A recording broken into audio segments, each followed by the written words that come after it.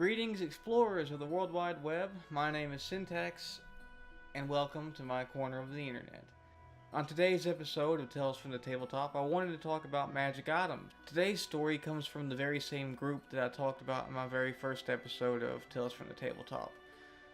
The Valkyrie group, with Hans, Niles, and Nelithan. Now, along their journey, they procured a handful of magic items, and among those magic items were the portable hole, the boots of dancing, and Nelithan found an orb that allowed him to cast a spell of immortality but once. The interesting thing about my selection of magic items as a DM when it came to this game is that I realized only one of those items was entirely useless, and that's the boots of dancing, which I'm sure that the creative player can come up with a use for the boots of dancing if put in the situation to do so, which as a DM, why wouldn't you put your players in that position?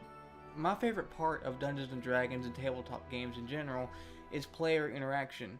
When players come together to form a plan and follow through with it, whether it succeeds or fails will be a completely different matter.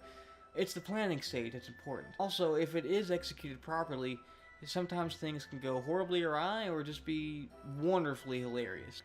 In the city of Valkyrie, there was an incident that occurred where a dragon had appeared and charred the entire left hand of the city. Unfortunately for the players, the entire left hand of the city was the marketplace district, where they did all their shopping prior. The first time the players came to the city of Valkyrie, they came to a shop ran by a very strange, ugly man who was only a quarter Minotaur. And now I know that sounds just strange, but bear with me. It's important to note that this shopkeeper stood upright because he was only a quarter Minotaur and had hooves for feet instead of, humanoid feet. Also, he's very bulky. But his demeanor was very rushed. He wasn't very relaxed. Anytime the players walked into a shop, he would immediately just, "Come on, make a selection, hurry. Don't you look a bit too poor to be here? Do you sell any swords? Do I look like a blacksmith?" He was very rude. He wasn't very nice.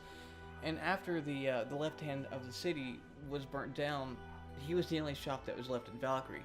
Now, they could have went to another city, but Valkyrie was the closest to most of the quests they were doing at the time.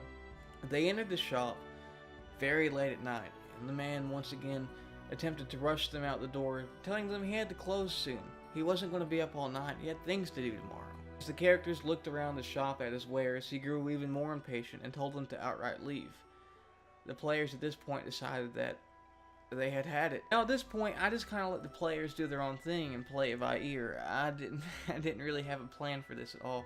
After a few successful checks, they had bound and gagged the shopkeeper and very stealthily and hastily drug him out of the castle town, just outside the gates beyond the bridge of Valkyrie. It was here they removed the gag from the man and he pleaded for his life. The players had much different plans. Their motives were fueled by hatred and annoyance. What they had done was slip the boots of dancing on the man. Now, reminder, I said that he was only a quarter of Minotaur, so he only has 2 legs, but he has hooves, so it worked. Hans put down the black hole and said, "I needed about 5 feet wide, and I needed to go to the core of the earth." I said, "The core of the earth?" He said, "Yeah, we needed to go to the hottest point in the planet." "Okay, I can do that." It's done. Nelithan says, "I'm going to use this orb and cast a spell of immortality on this shopkeeper." He can only do it once, and he chose to do it on the shopkeeper just to get this point across. So there the man is, standing upright, dancing uncontrollably, being held in place by Nelithan's magic. He's at this point immortal. No matter how much damage is inflicted on him, no matter how much pain he feels, he will not die. So they usher him on over to the hole and kick him in it. To this day, in my lore anyway, there is a shopkeeper dancing, burning endlessly at the core of the earth just because he was annoying and had a really bad attitude. It's really fun when your players interact with your world. It's even more fun when they do it like this. But what's more important here is the way the players used the magic items I had given them. Initially, I thought that Nelithan would make himself immortal, meaning that he could only be slain to certain types of magic. With the boots of dancing, I was just a kind of a gag. As far as the portable hole goes, I figured they would use it to traverse dungeons by circumventing locked doors and easily making their way through labyrinths. Not once did they do that. They went through the dungeons in the way that they were intended to be gone through. Instead, they used these items in a way that they personally felt was the right way. and that is to rid the world of one annoying shopkeeper. DMs, do not shy away from giving your players magical items that have a use outside of combat and only a use outside of combat. Joke items like the Boots of Dancing, for example. There's a variety of magical items you can find on the internet and in the rulebooks that don't do anything in combat. I'd recommend giving these to your players with no idea of how they're going to use them. If the players happen to ask what they would ever use it for, you don't know.